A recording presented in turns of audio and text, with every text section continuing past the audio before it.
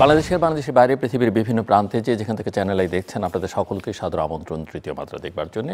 সাম্প্রতিক নানা বিষয় নিয়ে আলোচনার জন্য আমার সঙ্গে স্টুডিওতে রয়েছেন আমার বায় বসা আছেন বারবিটার সাবেক মহাসচিব হাবিবুর রহমান, আমার ডানে রয়েছেন চট্টগ্রাম মহানগর বিএনপির যুগ্ম আহ্বায়ক এবং চট্টগ্রাম কাস্টমস এজেন্টস অ্যাসোসিয়েশনের সভাপতি এস এম সাইফুল আলম। স্বাগত আপনাদের দুজনকে তৃতীয় মাত্রায়। মিস্টার সাইফুল আলম, আপনাকে বিশেষভাবে স্বাগত প্রথমবারের মতো তৃতীয় মাত্রায়। সেই জন্যে আমি একটু প্রথমে আপনাদের দুজনের কাছ থেকে দেশের সামগ্রিক অর্থনৈতিক অবস্থা, রাজনৈতিক অবস্থা, নির্বাচন সামনে, নির্বাচন নিয়ে নানা রকমের কথাবার্তা আছে, সব মিলিয়ে একজন ব্যবসায়ী, নেতা, উদ্যোক্তা হিসেবে আপনাদের ইনার ফিলিংস কি, ভেতরের ফিলিংসটা কি, সেটা একটু শুনতে চাই। সূচনায় প্রত্যেকের জন্য 4 থেকে 5 মিনিট করে, পরে আমি স্পেসিফিক প্রশ্নে যাব। মিস্টার হাবিবুর রহমান, আপনি শুরু করবেন। ধন্যবাদ দিল ভাই। দেশের অর্থনীতি, দেশের রাজনীতি দুইটাই তো আসলে সমার্থক। আমরা রাজনীতি নিয়ে যদি বলি, রাজনীতির এখনও আমরা রাজনীতির মূল জায়গাটাতে পৌঁছতে পারি নাই মনে হয় আমরা। যদিও দেশে অলরেডি বলা হচ্ছে যে নির্বাচন হয়ে যাবে ফেব্রুয়ারিতে, বাট এখনও সেই রোড ম্যাপের একদম স্পেসিফিক কোনো ছক আমরা এখনও মানে মনে করে উঠতে পারতেছি না।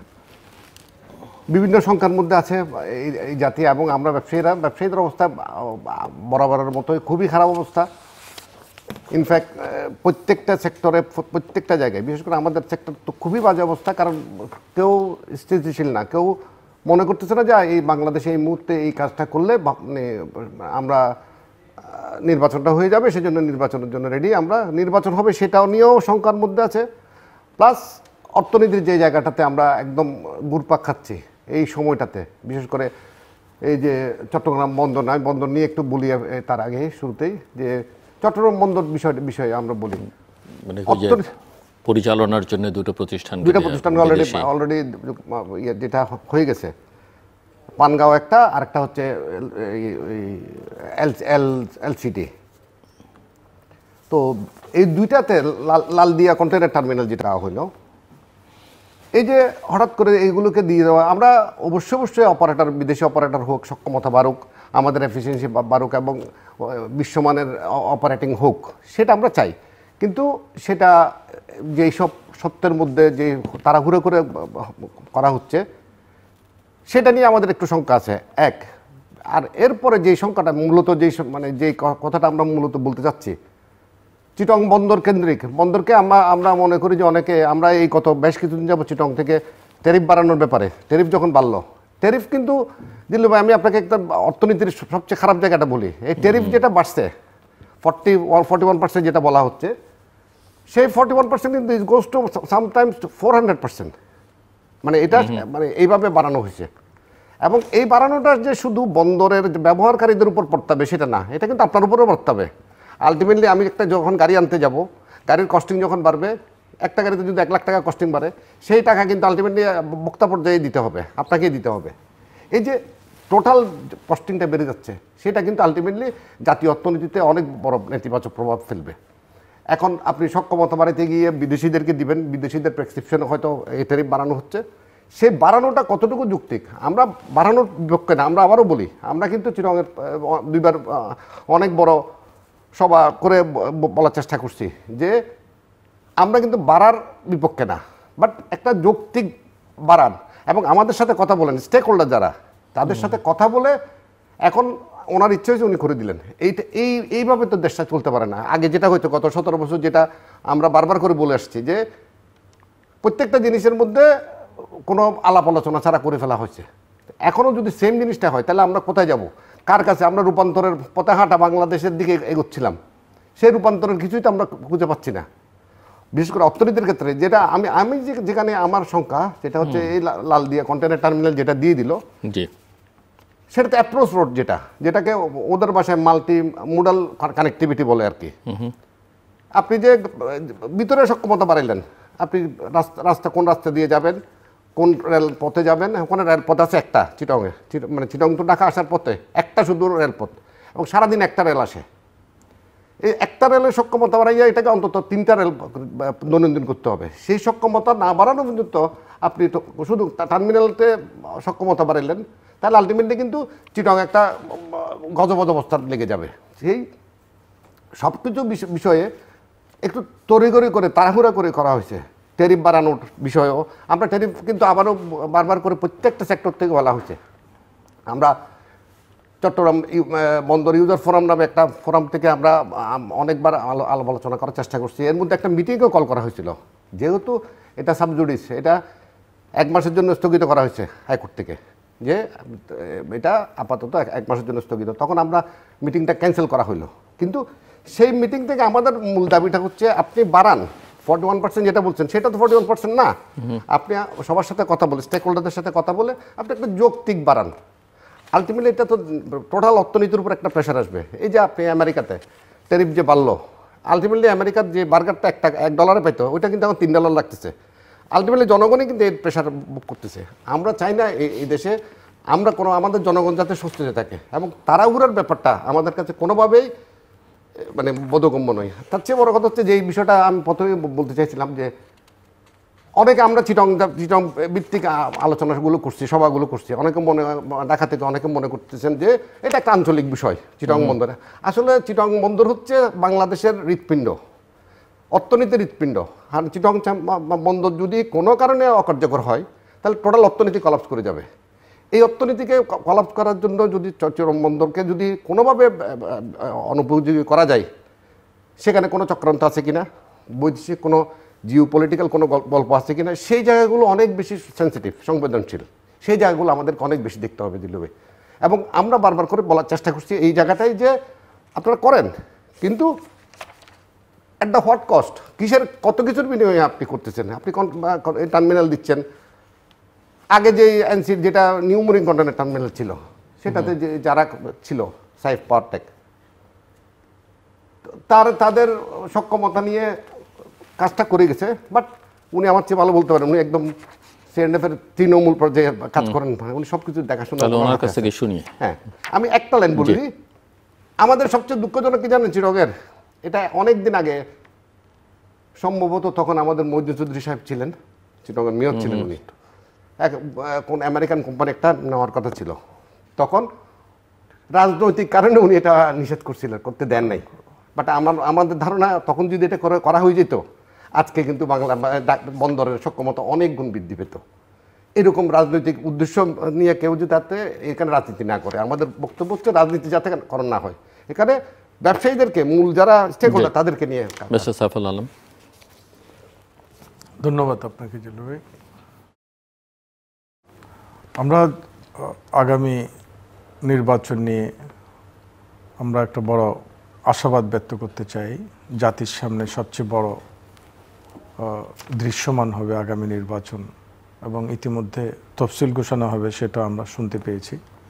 তবে ব্যবসায়ীদের জায়গা থেকে আমরা সবচেয়ে বেশি প্রত্যাশা করতে চাই যে একটি সুষ্ঠু, একটি অবাধ নির্বাচন হলে ব্যবসায়ীদের জায়গা থেকে আমরা সবচেয়ে বেশি প্লিজড হব, এবং আমরা সবচেয়ে বেশি আমাদের অবস্থান থেকে আমরা সবচেয়ে বেশি উপকৃত হব। তবে জাতীয় নির্বাচন নিয়ে শঙ্কারও কিন্তু অভাব নেই। আমরা কিছু কিছু রাজনৈতিক সংগঠন থেকে নানানভাবে দাবি দেওয়া উঠছে। একটি ইন্টারিয়াম গভর্নমেন্টের কাছে দাবি দেওয়া উত্থাপন করা, এটা কতটুকু সমীচীন সেটা জাতি বিচার করবে। তবে আমাদের প্রত্যাশার জায়গাটা যাতে সাকসেসফুল হয়, আমরা সেটাই কামনা করছি। বিশেষ করে যে জায়গা থেকে আমরা খুব শঙ্কিত যে অর্থনৈতিক উন্নয়নের যে বাধা, ব্যবসায়ীরা সবচেয়ে বেশি ক্ষতিগ্রস্ত হচ্ছে। বাংলাদেশের অলমোস্ট ট্রেড অর্গানাইজেশনগুলোতে কোনো নির্বাচন নেই, কোনো ট্রেড বডিতে প্রতিনিধি নেই। দেখা যাচ্ছে প্রশাসক দিয়ে চলমান আছে। ইতিমধ্যে আমি চট্টগ্রামের কথা বলবো, চট্টগ্রামের একজন প্রশাসক নিয়োগ করা হয়েছে। উনি তার ডিউ টাইমে উনি চট্টগ্রাম চেম্বারের নির্বাচন করতে ব্যর্থ হয়েছে। এটা আমাদের জন্য খুবই এমব্রাসিং। সেটা কেমন একটু যদি ব্যাখ্যা দিয়ে না বলি সেটা পরিষ্কার হবে না। ওনার সময়ে 13,000 অ্যাসোসিয়েট এবং অর্ডিনারি মেম্বার হয়েছে। 13,000 মেম্বার হওয়ার পরও 1 বছরে 3 টাইমস উনি এক্সটেনশন নিয়েছে। এরপরও সময় মতো নির্বাচন করতে পারেন নাই। চতুর্থ সময়ে আবার এক্সটেনশন নিতে চেষ্টা করার পরেও সরকার সেটা পদক্ষেপ নিয়ে প্রশাসক পরিবর্তন করা হয়েছে। সেটাতে আমরা কি দেখেছি, যেখানে 13,000 অ্যাসোসিয়েট অর্ডিনারি মেম্বার হয়েছে সেটা অর্ধেকে নেমে এসেছে। তো এর মধ্যে যে একটা ব্যবধান, যে নির্বাচিত সরকারের থাকলে কি পরিস্থিতি হয়, আর চেম্বারে উপযুক্ত প্রতিনিধি না থাকলে, ব্যবসায়ীদের রিপ্রেজেন্ট না থাকলে কি অবস্থা হয়, সেটাই কিন্তু একেবারে জ্বলন্ত প্রমাণ। এবং 1 বছরের সময় অতিক্রম করে উনি যে চলে গেলেন, উনি এফিসিয়েন্ট কিনা, ওনাকে গভর্নমেন্টের অনেক দপ্তরে রাখা হয়েছে। কেন করা হয়েছে, কেন ওনাকে রাখা হচ্ছে, সেটা আমরা বোধগম্য নয়। একটা চট্টগ্রাম অর্থনীতির হৃৎপিণ্ড, চট্টগ্রাম বন্দর, চট্টগ্রাম কাস্টম, চট্টগ্রাম বাণিজ্যিক রাজধানী, সারা বাংলাদেশ চট্টগ্রামের দিকে তাকিয়ে থাকে, কিন্তু চট্টগ্রাম চেম্বার হোল বিজনেসম্যানদের রিপ্রেজেন্ট করে। ইতিমধ্যে আমরা যে সংখ্যা তৈরি হয়েছে যে চট্টগ্রাম বন্দর নিয়ে, সবসময় চট্টগ্রাম বন্দর, চট্টগ্রাম চেম্বার এবং চট্টগ্রাম কাস্টমস নিয়েই ভালো চিন্তা ভাবনা করা হয়। এখানে কিন্তু একটা বড় সংখ্যা ক্রিয়েট হয়েছে। সেটা কি নিয়ে? ইতিমধ্যে ব্যবসায়ীদের উপর একটা বড় বোঝা চাপিয়ে দেওয়া হয়েছে, সেটা হচ্ছে ট্যারিফ। এই ট্যারিফের মধ্যে গভর্নমেন্ট বলছে 41% ট্যারিফ ইম্পোজ করা হয়েছে। আসলে নট দ্যাট। এটাকে ব্যাখ্যা করা হলে, এটাকে যদি সার্বিকভাবে গভীরভাবে চিন্তা করা হয়, এর ব্যবধান কিন্তু অনেক বেশি। পূর্বে আমার কাছে পুরোটা একটা পরিসংখ্যান আছে, সেটাই নিয়ে এসেছি, আপনাকে দিয়ে যাব। অনেক জায়গায় 200%, 300% বৃদ্ধি করা হয়েছে। ইতিমধ্যে যেদিন ট্যারিফ ইম্পোজ করা হয়েছিল, সেদিন 13,000 শ্রমিক কর্মচারী তারা আমাদেরকে অভিযোগ করেছে তারা কাজ করতে পারছে না। কারণ যে সমস্ত ইস্যুতে শ্রমিক কর্মচারীরা বাধা পাচ্ছে যে তাদের আয়ের চেয়ে ব্যয় বেশি, তারা সাথে সাথে কাজ বন্ধ করে দিয়েছে। সাথে সাথে আমাদেরকে বন্দর কর্তৃপক্ষ অ্যাপ্রোচ করেছে, আমরা বসে ওনাদের সাথে একটা আলোচনা করে প্রায় শ্রমিক কর্মচারী এবং বিশেষ করে ট্রান্সপোর্টেশন ডিপার্টমেন্টগুলোতে যেটা খুব দ্রুতভাবে এফেক্ট হচ্ছে, সেটা কিন্তু প্রত্যাহার করে নিয়েছে। এটা একটা ভালো দিক। এরপরে চট্টগ্রাম থেকে পোর্ট ইউজার্স ফোরামের বড় একটি সমাবেশ হয়েছে ব্যবসায়ীদের, ইভেন ঢাকা থেকে, বাংলাদেশের বিভিন্ন অঞ্চল থেকেও গিয়েছে। তারা আশাবাদী হচ্ছে যে চট্টগ্রাম একটা পোর্ট ইউজার্স ফোরাম হচ্ছে, সাবজেক্ট হচ্ছে ট্যারিফটা সেভ করার ব্যাপারে সরকারের দৃষ্টি আকর্ষণ করা। এবং এখান থেকে অনেক ব্যবসায়ী ইউনাইটেড হয়ে যখন যায়, তখন সবাই আওয়াজ তুলে যে ট্যারিফটা কমাতে হবে। আমাদের সকলের পক্ষ থেকে পোর্ট ইউজার্স ফোরামের উদ্যোক্তারা সহ এই ক্ষেত্রে যখন উদ্যোগ নিল, তখন আমাদের প্রধান উপদেষ্টা মহোদয়ের দরবার পর্যন্ত এই তথ্য পৌঁছে গিয়েছে। তবে আমরা খুব আশাবাদী হচ্ছি যে অন্তত পোর্ট ইউজার্স ফোরামের মাধ্যমে যে ব্যবসায়ীদের উপর যে অযৌক্তিক ট্যারিফ ইম্পোজ করা হয়েছে, ড্যামারেজ চার্জ ইম্পোজ করা হয়েছে, একটা কন্টেইনার আগ পূর্বের কত টাকা দিয়ে বের হতো, এই ট্যারিফ বৃদ্ধি করার পর কত ব্যবধান, সেটা যে অনেক ডিফারেন্ট, সেটা ব্যবসায়ীরা একেবারে ক্ষতিগ্রস্তর কোন পর্যায়ে পৌঁছেছে, সেটা একটা পরিসংখ্যানও আমরা প্রধান উপদেষ্টা মহোদয়ের বরাবরে আমরা পৌঁছিয়েছি। এবং সেখান থেকে আমরা সুসংবাদ পেতেও শুরু করেছি। এবং আমরা দাবি করেছি, যিনি চট্টগ্রামে যার জন্মের সন্তান, চট্টগ্রামের সন্তান, যিনি চট্টগ্রামের আমরা যারা গর্ব করি, এবং সেখান থেকে আমরা একটা রেসপন্সে পেয়েছি।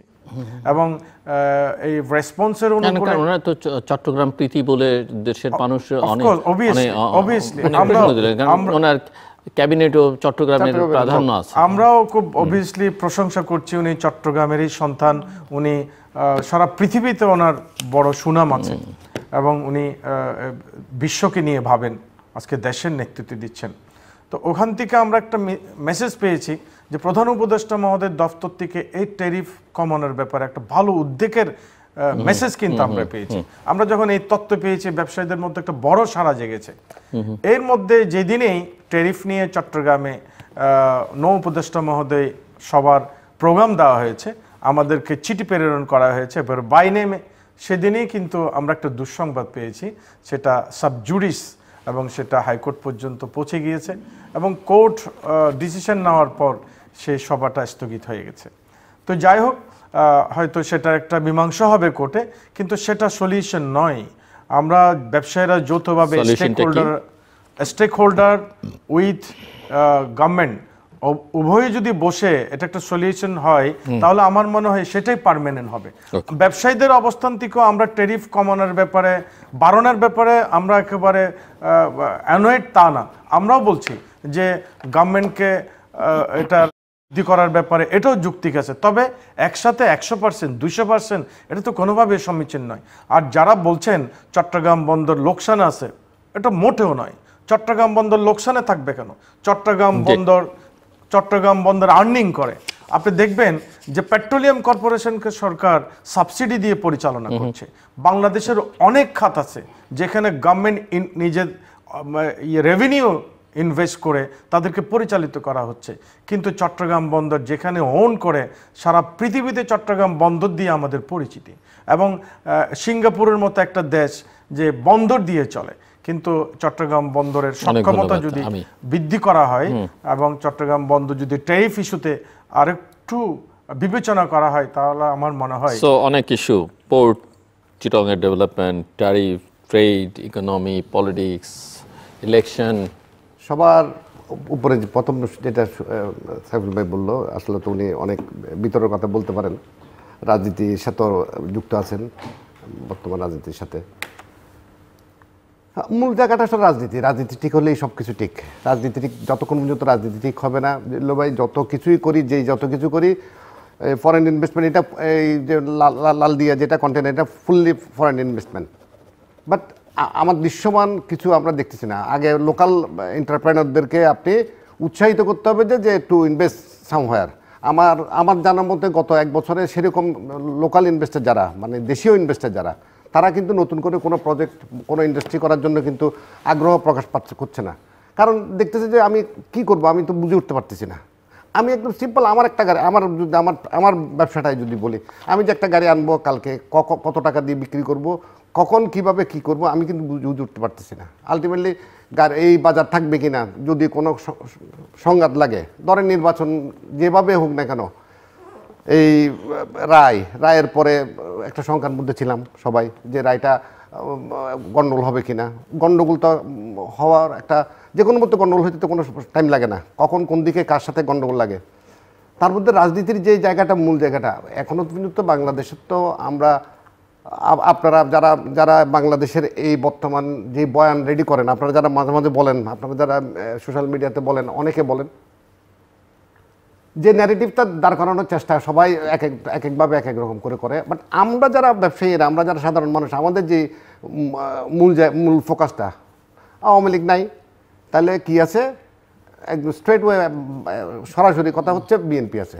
বিএনপিকে এই মুহূর্তে, বিএনপি তো আমি ওই বিএনপি, আমরা সাধারণ, আমি একদম অনেক লো লেভেল অনেকের সাথে কথা বলে দেখছি, বুঝলি ভাই, ওই তারেক রহমান একটা, শুধু একজনের উপর আস্থাটা এখনও আছে, এখনও মানে মানুষের বিদেশে আছে দেখে হয়তো বেশি আছে, হয়তো দেশে আসলে আর একটু কমতে পারে, অথবা আরও অনেক বেশি বাড়তে পারে।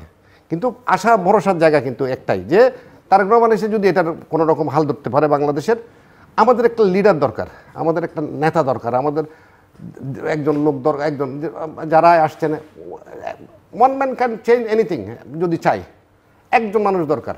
উপরেরটা ঠিক থাকলে অনেক সময় অনেক কিছু ঠিক করে ফেলা যায়, কিন্তু সে জায়গায় আমরা, ওই জায়গাতে আমরা হতাশা দেখছি কেন?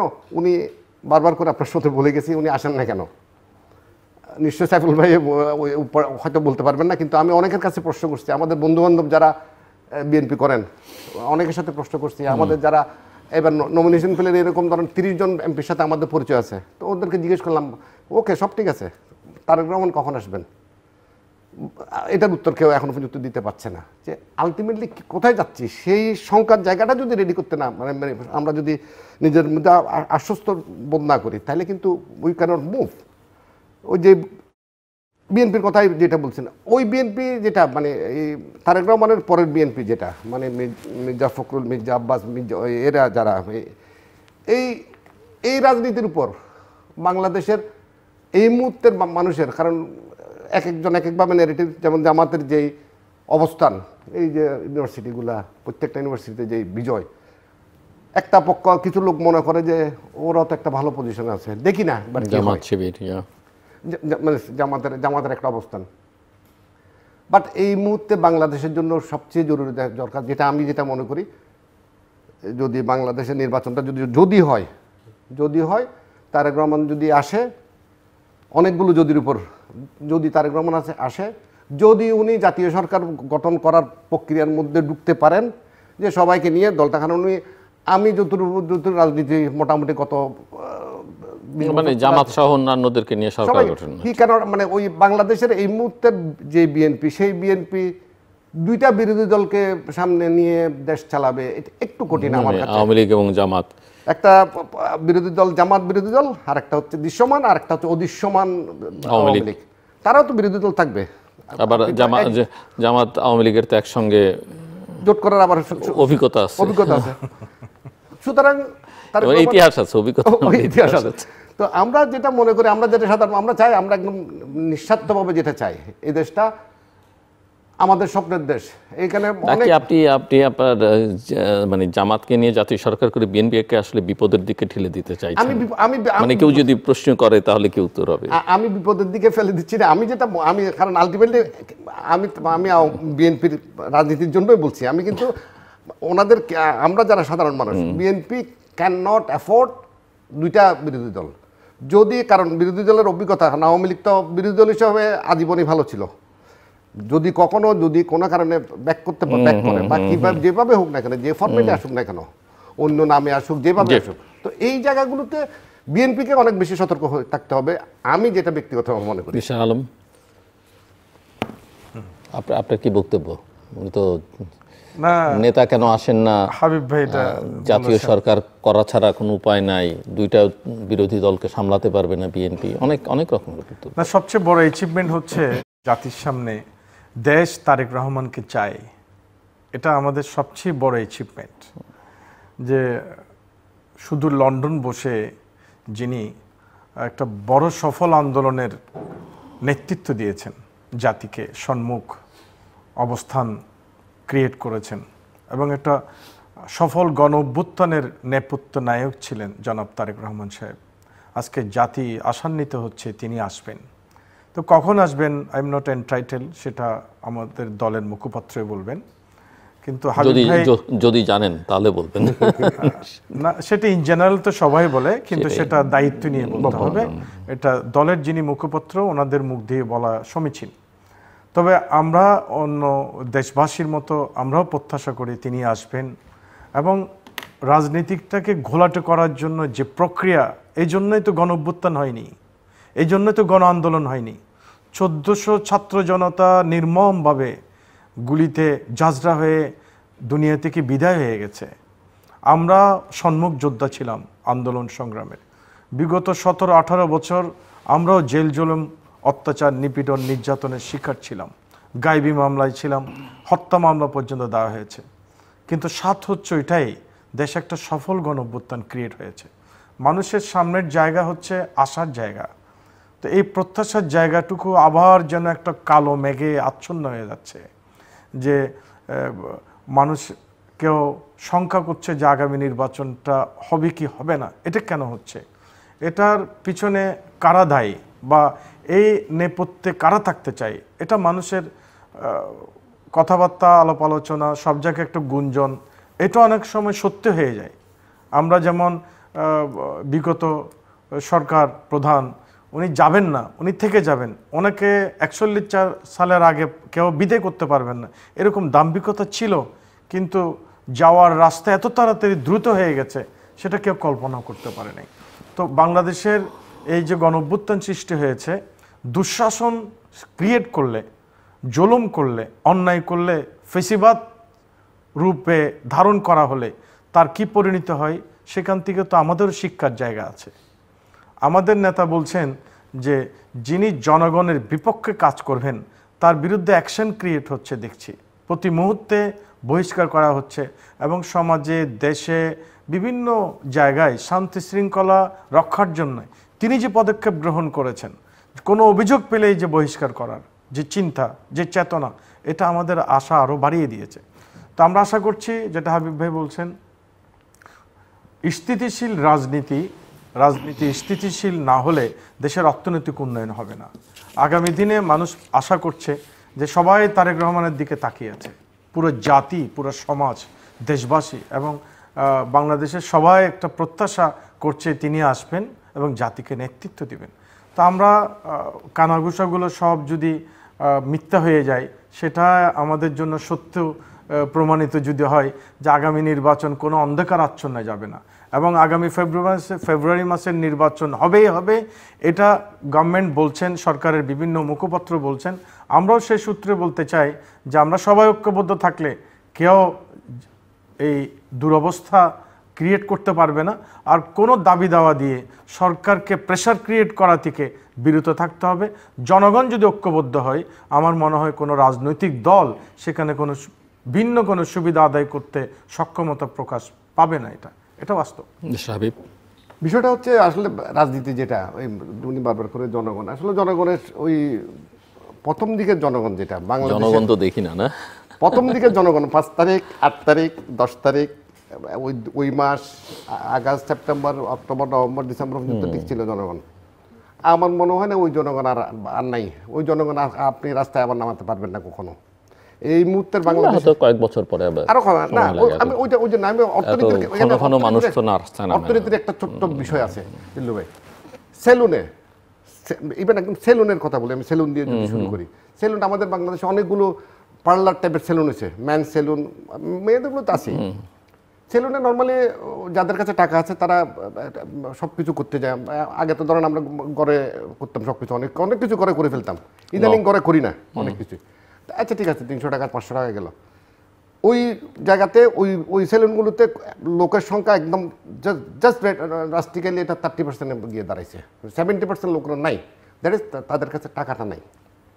অর্থনীতির জায়গাগুলো আপনি যদি উবারে ছড়েন, আমি মাঝে মাঝে উবারে ছড়ি, ওদের সাথে আলাপ করি, আগে যে ইনকাম ছিল সেই ইনকাম তাদের কাছে নাই।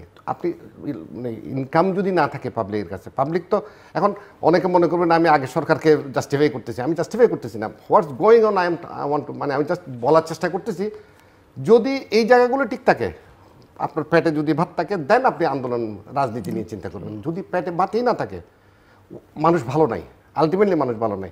ব্যবসায়ীরা তো, বিশেষ করে ব্যবসায়ীরা, বড় ব্যবসায়ীগুলোর অবস্থা আরও খারাপ।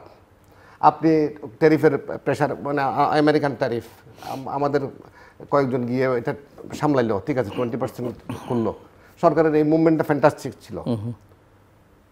সরকারের এই মুহূর্তে যেগুলো জরুরি ভিত্তিতে যেগুলো দরকার ছিল সেই দিকে তো আমরা আসলে কিছুই পাই না। আমরা প্রথম দিন আপনার এই শোতে এসে বলছিলাম, এই চেয়ারে বসে মনে হয় বলছিলাম রূপান্তরের পথে হাঁটা বাংলাদেশ। আমরা রূপান্তরের রও দেখি নেই কোনো জায়গায়, কোনো কিছু যে আপনি আমূল কোনো পরিবর্তন হয়েছে। আপনি দেখেন প্রত্যেকটা জায়গায় সেম নির্বাচন, সেম গল্প। ক্রিকেট বোর্ডে নির্বাচন ছাড়া আবারও ইলেকশন, সব জায়গায়, যেটা চেম্বারের কথা।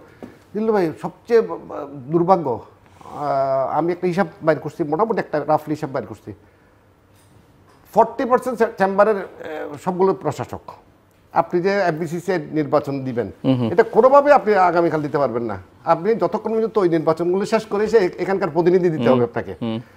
আপনি কোনোটা সংস্কার না করে, বাণিজ্য মন্ত্রণালয়টাকে আপনি যদি ফাংশনাল না করেন, এখন যিনি আসছেন উনি ওনার মতো করে ব্যবসায়ী মানুষ করে যাচ্ছেন, এখানে তো একদম যথার্থ প্রশাসক লাগবে, এক্স্যাক্টলি উপর ওই লেভেলে প্রশাসক না হলে এই জায়গাগুলো ঠিক হবে না। তার মধ্যে সবচেয়ে দুঃখজনক যে বিষয়গুলা,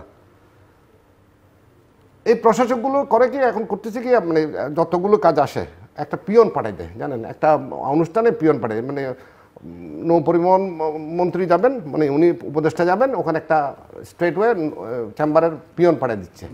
আমার পিয়ন পাঠানো, আপনাকে তো দাওয়াত দেওয়া হয়েছে, আপনি অন্তত গিয়ে বলেন, অথবা সহায়ক। আমরা চিটং চেম্বারে যেমন চাইছিলাম সহায়ক নিয়োগ করা, সেটাও কিন্তু করলো না। আলটিমেটলি এখানে একটা পর্যায়ে যখন ছিল, আমরা যখন প্রথম দিকের কথা বলছি, জনগণ যখন অ্যাক্টিভ ছিল, আমরা তখন কিন্তু অনেকে অনেক কথা শোনার চেষ্টা করছে। ইদানিং কিন্তু কেউ কারো কথা শুনতেছে না দিল্লু ভাই। মানে আমাদের সেক্টরের কথা বলেন, আমরা গাড়ি ব্যবসা নিয়ে যখন আগে কথা বলতে গেছি, 1 টন এনবিআর, সব এনবিআর, আপনি লালদিয়া টার্মিনাল খুললেন, খুব ভালো কথা, একদিনে আপনি কন্টেনার ডেলিভারি দিতে পারবেন। আমার কাস্টম কিন্তু 3 দিনের আগে ডেলিভারি দিতে পারবে না। ওই সব ক্ষমতা আগে রেডি করতে হবে কাস্টমসের। আপনি কাস্টমসের অ্যাসেসমেন্ট, নোটিং সব কিছু করে শেষ করে এসে তো আপনাকে ডেলিভারি নিতে হবে। আপনি কাস্টমকে যদি এটার সাথে সাথে যদি অ্যাক্টিভ না করেন, আরও বেশি এফিসিয়েন্ট না করেন, তাহলে কিন্তু কোনোটাই কিন্তু কোনো কাজে লাগবে না। আমরা যখন যেটা হুজুগে পাচ্ছি, এবং সবচেয়ে দুঃখজনক যেটা আমাদের কাছে যেটা মনে হচ্ছে যে গত সময়ে যে আদানির যে বিষয়টা, আদানির ওইটা ক্যান্সেল করা গেল না, কিন্তু আলটিমেটলি দেখেন দিল্লু ভাই, এগুলো যদি কোনো কারণে দেখা যায় যে আসলে খুব একটা ফ্রুটফুল হচ্ছে না, তখন কিন্তু আপনি ইউ ক্যানট চেঞ্জ। এই যে জায়গাগুলো আমাদেরকে স্পষ্ট করার দরকার ছিল, আরেকটু সময় নিয়ে আরেকটু করার দরকার ছিল। আমি বারবার করে যেটা প্রথম থেকে শুরু করছিলাম যে অ্যাপ্রোচ রোডগুলো, আপনি চিটাগাংয়ে মুরেশ্বরেতে যেটা ইকোনমিক জোন করছেন, ইটস গুড, এটা ভালো জিনিস ছিল তখন। একটা ওই সরকারের আমল অনেকগুলো ভালো কাজের সময় এইটা একটা ভালো কাজ ছিল, কিন্তু ওখানে আমি, যিনি আশিক সাহেব গেছিলেন চিটংয়ে এই একটা সেমিনারে রেডিসন ব্লুতে, আমি ওনারা প্রশ্ন করছিলাম, ফাইন আপনি এটা করছেন, এই যে এখানে যখন ফ্যাক্টরিগুলো হয়ে যাবে, ওইটা কি আপনি ঢাকা চিটং রোডের উপর দিয়ে এই মালপত্রগুলো আনা নেওয়া করবেন, না এটার জন্য আলাদা ডেডিকেটেড রাস্তা করবেন? এটার কোনো উত্তর নেই। আপনাকে প্রথম করতে হবে অ্যাপ্রোচ রোডগুলা dedicated Chittagong to Mirsarai, Mirsarai to, যদি ঢাকারটা নাও পারেন আরেকটা রাস্তা করেন। আপনি টানেল, যে টানেলের কথা বলছি, এই টানেলের টাকা দিয়ে আমার ওইটা 4 লেনকে, যেটা 6 লেন করার দরকার ছিল, জরুরি ভিত্তিতে যেটা করার দরকার ছিল, আপনি সেই দিকে কনসেন্ট্রেট না করে আপনি করলেন কি অন্যদিকে মনোযোগ দিচ্ছেন। এগুলো সব সরকারি, ঠিক আছে, আপনি অপারেটর নিয়োগ করতেছেন, গত আমলের যেটা এনসিটি, যেটা সাইড পাওয়ার টেক যেটা করতো, ওখানে অনেক ঝামেলা ছিল, দুর্নীতি ছিল, বাট সক্ষমতার ক্ষেত্রে যদি আমি আপনাকে বলি, সক্ষমতার ক্ষেত্রে কিন্তু যতটুকু হ্যান্ডেলিং করার কথা ছিল তার চেয়ে বেশি হ্যান্ডেলিং করতে পারতো, অপারেট করতে পারতো তারা, তাদের সেই সক্ষমতা তারা নিজেরা বিল্ড আপ করে নিয়েছিল, কিন্তু অনেকক্ষণ সময় লাগতো। বাট এখন হয়তো লাগবে না, কিন্তু আমার বারবার করে একটা দাবি যে অ্যাপ্রোচ রোডগুলা, মানে এটা হিবিজিবি একটা গন্ডগোল। মিস্টার সাইফুল আলম, আপনি তো একই সঙ্গে রাজনীতি করেন, ব্যবসায়ীও, চিটাগংয়ের এই অবস্থা কেন? মানে এখন তো সরকার প্রধান চিটাগংয়ের, আপনি নিজেই বলছিলেন আপনি গর্বিত। চিটাগংয়ের তো অনেক প্রভাবশালী মন্ত্রীরা বিগত সরকার আমলে ছিল, ইভেন আপনারা যখন ক্ষমতায় ছিলেন তখন 8 জন মন্ত্রী ছিলেন ক্যাবিনেটে। এই অবস্থা কেন চিটাগংয়ের? না, চট্টগ্রামের উন্নয়নের যে রোড ম্যাপটা ছিল, সেটা চট্টগ্রামের উন্নয়ন বলতে, চট্টগ্রামে তো যে সমস্ত কার্যক্রমগুলো হয়েছে, যেমন নতুন রেল স্টেশন হয়েছে, কর্ণফুলী ব্রিজ হয়েছে, শিক্ষা বোর্ড হয়েছে, ওয়ার্ল্ড ট্রেড সেন্টার হয়েছে। মানে আর ইউ হ্যাপি যা হয়েছে? মানে আমরা দ্বিতীয় রাজধানী বলি, বাণিজ্যিক রাজধানী বলি, দ্বিতীয় গুরুত্বপূর্ণ শহর দেশের, অর্থনৈতিক সমৃদ্ধির জন্য যেটা, তারপরে আপনার স্টক এক্সচেঞ্জ হয়েছে, যতটুক হওয়ার কথা ছিল আশাবাদী আমরা আরও বেশি ছিলাম, আরও বেশি হওয়ার প্রয়োজন ছিল, তবে সেটার ধারাবাহিকতা তো বন্ধ হয়ে গেছে। যেমন স্টক এক্সচেঞ্জ চট্টগ্রামে, সেটা মানুষ ধারণা করেন নাই। আপনার ওয়ার্ল্ড ট্রেড সেন্টার চট্টগ্রামে যে 1 টাকা দিয়ে সাবেক প্রধানমন্ত্রী বেগম খালেদা জিয়ার নেতৃত্বে এবং জনাব আমির খসরু মাহমুদ চৌধুরীর উদ্যোগে যেটা করেছেন, সেটা তো অসম্ভবকে সম্ভব করা হয়েছে। তো এই বিগত 17-18 বছর সে ধারাবাহিকতা যদি অক্ষুণ্ণ থাকতো, আপনি চিন্তা করছেন যে আমরা কাস্টম হাউস কোথায় কাজ করছি, আপনি ঢুকতে পারবেন না সেখানে, সে কি দুরবস্থা। এই কাস্টম হাউসে ঢুকা বের হওয়া, এরকম পরিবেশ, একটা ভালো কাস্টম হাউস আজকে 17-18 বছর গড়ে ওঠে নাই, অত রেভিনিউ আর্ন হচ্ছে এই কাস্টম হাউসের মাধ্যমে। আমরা সারা দিন রাত কাজ করছি ওখানে, চট্টগ্রাম বন্দরে কাজ করছি আমরা। আপনি চট্টগ্রাম বন্দরের মধ্যে একটা ভালো শৌচাগার নেই, শ্রমিক কর্মচারীদের একটা রেস্টের জায়গা নেই, একটা যাত্রী ছাউনি নাই সেখানে যে গাড়িগুলো চলাচল করে, স্টাফরা যে আসা যাওয়ার যে কাজ করে, সেটাও কিন্তু কাস্টমাইজ অ্যাসোসিয়েশনের পক্ষ থেকে আমরা করেছি এবং সেটা পে করি আমরা। তো ওভারঅল চট্টগ্রাম বন্দরকে সামনে রেখে যে সমস্ত ডেভেলপমেন্ট হওয়ার প্রয়োজন, সেগুলো তো অ্যাবসেন্ট। যেমন যদি একটা কন্টেইনার আমি এখন খুব ইমার্জেন্সি আমি নিতে চাই, সেটা পারা যাচ্ছে না, আমি আজকে ইন্ডিয়ান দিয়ে আগামীকাল নিতে হচ্ছে, আমার ইকুইপমেন্ট শর্টেজ আছে। এই ক্ষেত্রেগুলো, এই বিষয়গুলো তো জোর দেওয়া উচিত। আমরা দেখছি যে গত 1 বছরের পরিসংখ্যানে যদি আমরা যাই, যেমন লালদিয়া চর ডেনমার্কে দেওয়া হচ্ছে, ইজ গুড, সেটা আমরা ওয়েলকাম জানাই, যে একটা পিসিটি, একটা সৌদি আরবের একটা বেসরকারি প্রতিষ্ঠানকে একটা অংশ দেওয়া হয়েছে, তারা কিন্তু খুব একটা এফিশিয়েন্ট না, তাদের ব্যাপারে বারবার প্রশ্ন উঠছে, বারবার বন্দর আমরা মিটিং করছি এবং জয়েন্টলি আমরা সভা করছি, তাদেরকে নিয়ে অনেক কোয়েশ্চেন হচ্ছে যে তারা এফিসিয়েন্সি ক্রিয়েট হওয়ার আগে, তাদের লজিস্টিক সাপোর্ট ডিসাইড হওয়ার আগেই তারা ইন অ্যাডভান্স স্টার্ট করে দিয়েছে বিজনেস করার জন্য। এটা কেন? সেটা তো প্রশাসনিক দুর্বলতা আছে। তো সামগ্রিক বিষয়ে চট্টগ্রামের উপর মানুষের যে নির্ভরতা সেটা তো নেই। এবং চট্টগ্রাম বন্দর যেভাবে গড়ে ওঠা দরকার, যে ইকুইপমেন্ট শর্ট থাকবে কেন? আমার একটা স্ক্যানিং মেশিন নষ্ট হয়ে যায়, দেখা যাচ্ছে আমার একটা কন্টিনিউনে সারাদিন পড়ে থাকতেছি, রাত 10টার সময় আমি স্ক্যানিং করছি, সেখানে দেখা যাচ্ছে না। আমার একটা চট্টগ্রাম কাস্টম হাউসে একটা ভালো ল্যাব নেই, এবং চট্টগ্রাম কাস্টম হাউসে সেটা দেখা যাচ্ছে এসআই কোডা, প্রায় সেটা অচল হয়ে যায়। তবে বর্তমান এনভিআরের চেয়ারম্যান মহোদয় উনি অনেক সিনসিয়ার, উনি আমাদেরকে বলেছে আমাকে 6 মাস 7 মাস 8 মাস সময় আপনারা আমাদেরকে দেন, আমি একটা ভালো এই লাইনে একটা ভালো এসআই কোডা সিস্টেম অটোমেশন। এই অটোমেশনটা আরও দুঃখজনক ঘটনা হচ্ছে যে বিএসটিআই একটা অর্গানাইজেশন আছে, অনেকগুলো পণ্য বিএসটিআইতে টেস্টের জন্য দিতে হয়, কিন্তু দেখা যাচ্ছে চট্টগ্রামে বিএসটির কোনো ল্যাব নাই। চট্টগ্রাম থেকে সেটা মালটা রিসিভ করে ঢাকা পাঠিয়ে দেয়, ঢাকা থেকে টেস্ট করে চট্টগ্রামে যায়। তাহলে ব্যবসায়ীরা যাবে কোথায়? যে আমার উপর ট্যারিফ ইম্পোজ করা হয়েছে, আজকে আমি কন্টিনিউ ইন্ডিয়ান দিলাম, আগামীকাল আমি কন্টিনিউ নামালাম, সেটা এক্সামিন করলাম, সেটা টেস্টে দিলাম, টেস্টের মাল ঢাকায় গেল, ঢাকা থেকে আবার ব্যাক করলো, এই যে 4 দিন 5 দিন 10 দিন সেটা যে আমার টাইম কিল হলো, এই ড্যামারেজগুলো কেন ব্যবসায়ীরা দিবে? এক্ষেত্রে কনসিডার করা হয় না। আমরা বারবার সেই জায়গা থেকে বলছি।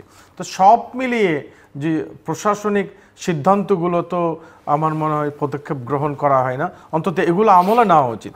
যে সময়গুলো কিল করা হয় প্রশাসনিক কারণে, টেস্টের কারণে, আমার স্ক্যানিংয়ের কারণে, আমার এক্সামিনের কারণে, এই বিষয়গুলো কিন্তু প্রশাসন আমলে নিচ্ছে না।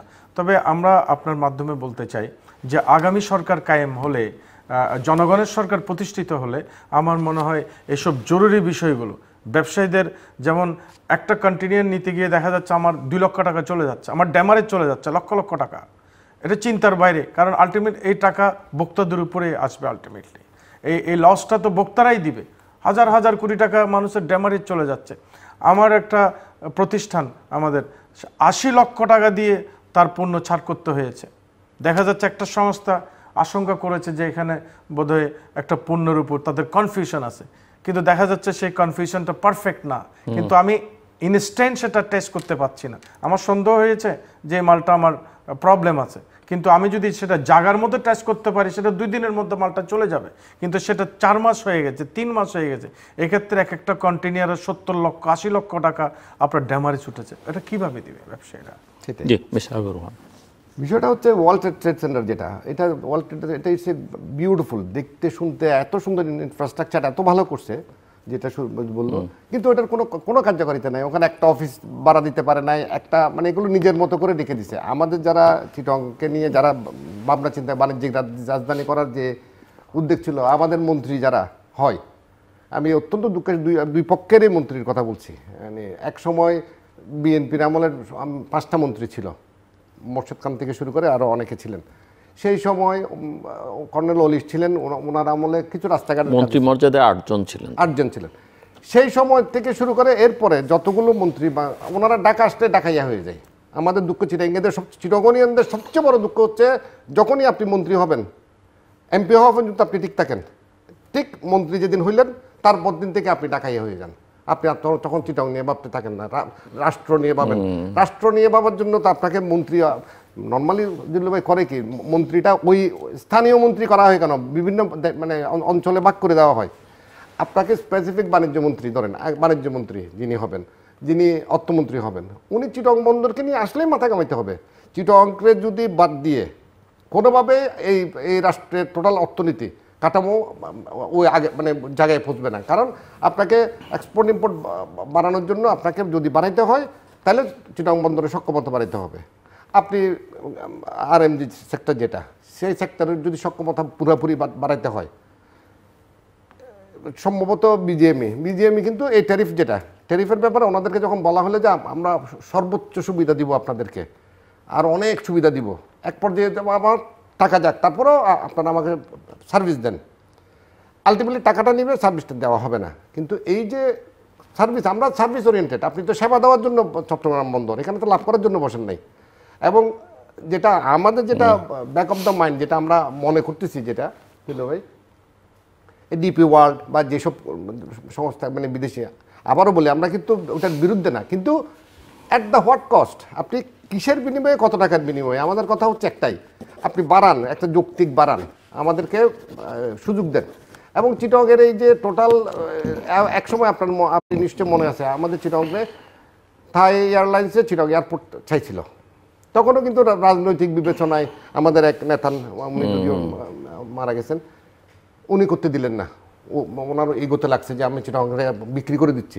এই বিক্রি করে দেওয়া বিষয়টা যখন আসে তখন কিন্তু রাজনৈতিক বিষয় হয়ে যায়। আমরা বিক্রি করে দিচ্ছি না, আপনি কাউকে ভাড়ায় দিলে শেষ করতে হবে, ভাড়ায় দিলে তো ভাড়ায় ছাড়িত। সুতরাং আপনার গাড়ি আমরা ভাড়া দিই না, গাড়ি ভাড়া দিচ্ছি, আপনি রেন্টে চালানোর পর আপনি আমাকে ফেরত দিচ্ছেন গাড়িটা, রাত্রে আমার বাসায় চলে আসছে।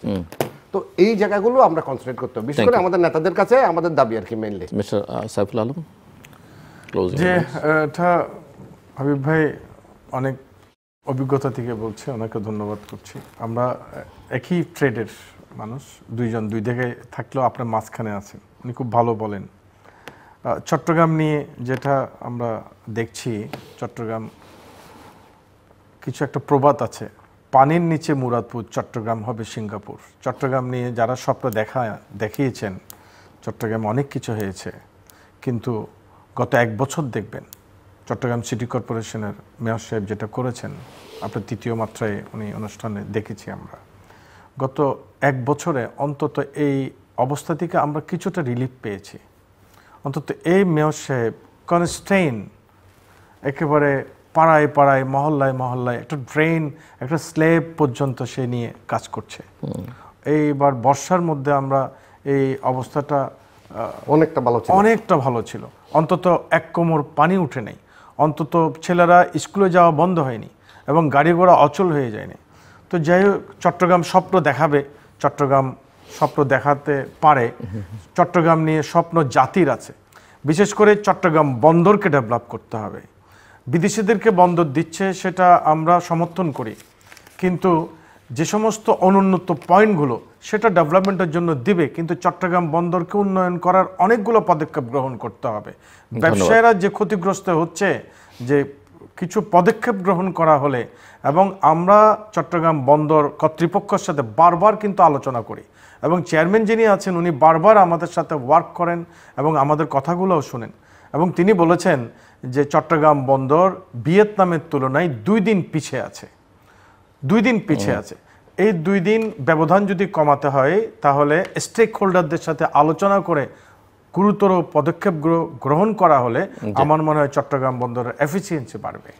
দর্শক, অনুষ্ঠানের শেষ প্রান্তে আমরা সামাজিক যোগাযোগ মাধ্যম ফেসবুক, এক্স এবং ইউটিউবে 3য় মাত্রা লাইভ স্ট্রিম হচ্ছে, আপনারা দেখতে পারেন। টেলিভিশন পর্দায় দেখতে না পারলে যে কোনো সময় যে কোনো স্থান থেকে ইউটিউবে 3য় মাত্রা চ্যানেলটি সাবস্ক্রাইব করে এই পর্ব বা পুরনো পর্বগুলো দেখতে পারেন। Mister S M Saiful Alam এবং মিস্টার হাবিবুর রহমান, অসংখ্য ধন্যবাদ এই আলোচনা করার জন্য। দর্শক, আমার 2 অতিথি ব্যবসা বাণিজ্য, অর্থনীতি, চট্টগ্রাম এবং চট্টগ্রাম বন্দর নিয়ে অনেক কথাবার্তা বলেছেন।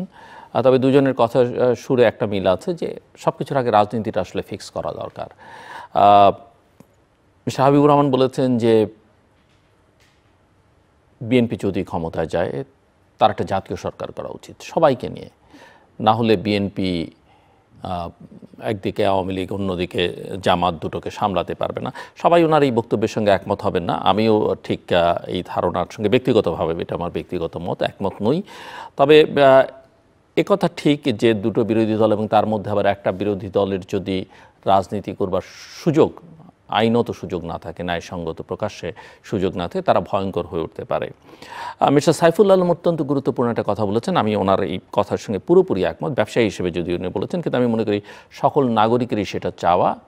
নির্বাচন তো আমরা সবাই চাই, নির্বাচন হওয়া দরকার, কিন্তু উনি বলেছেন যে সুষ্ঠু নির্বাচন চাই, এটাই অত্যন্ত গুরুত্বপূর্ণ। এই সুষ্ঠু নির্বাচনের সঙ্গে অনেকগুলো শব্দমালা জড়িত, যেমন ধরেন অবাধ, নিরপেক্ষ, শান্তিপূর্ণ, গ্রহণযোগ্য, দেশে এবং বিদেশে অংশগ্রহণমূলক, অন্তর্ভুক্তিমূলক, এই বিষয়গুলো নিশ্চিত করতে হবে। বাংলাদেশ যদি এই নির্বাচন, এই 2014, 18, 24-এর ধারাবাহিক এইসব নির্বাচন নামের খেলা দেখেও যদি বাংলাদেশ একটা ভালো নির্বাচন না করতে পারে এত বড় অভ্যুত্থানের পরে, তাহলে বিপর্যয় কিন্তু সামনে আরও ভয়াবহ।